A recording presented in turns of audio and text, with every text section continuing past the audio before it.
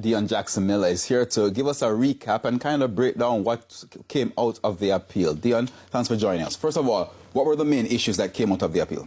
What we saw over the past 2 days, Herman, is that the Privy Council judges were most concerned with the jury issues here, and specifically the issue of the juror who had tried to bribe the forewoman of the jury. Now, he has been called various things over the past 2 days: the bent juror, the naughty juror, the tainted juror, and the concern was that at the point at which the attempt at bribery had been discovered, the judge didn't discharge him. He was allowed to continue to sit on the matter, to continue to hear the case. He went into the jury room with the other jurors. He voted as part of the jury bringing down their verdict. And the concern is that other jurors, having learned of the attempt at bribery, would they then have been biased? Would they then have tried to overcompensate and perhaps punish the defendants because of that? So the concern is, did that affect the fairness, the justice of the verdict? And we saw, based on the questions coming from the judges of the Privy Council,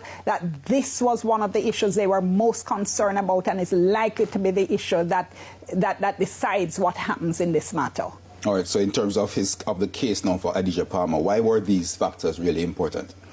Because it goes to the heart of whether the verdict is what is called safe. Was it a safe verdict? Was it an unsafe verdict? And that goes back to the issue of justice, as we heard some of the lawyers speaking there. If it is that the jury at the end of the day did not deliver a fair verdict, then that is a verdict that perhaps should not be allowed to stand.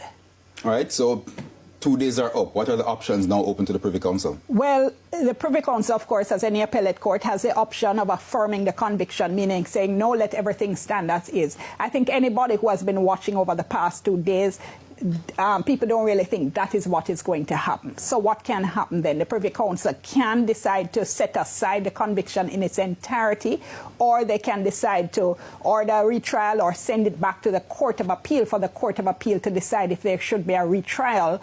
And what we heard in terms of the arguments there, the lawyer, Mr. Knox, who was arguing for the government, he said at the very least it should be sent to the Court of Appeal for a retrial if it is that the judges don't think that the verdict was fair. On the other hand, the lawyer who was representing the appellant said no. He said, in a case like this, the cartel case, it's so high profile, it's been going on for so many years, that at this point, a retrial would not be able to be a fair trial to deliver justice. So all of that is going to be taken into consideration. We'll see what happens. As Ramardo said there, about 3 to 4 months, I think, is reasonable to expect a ruling.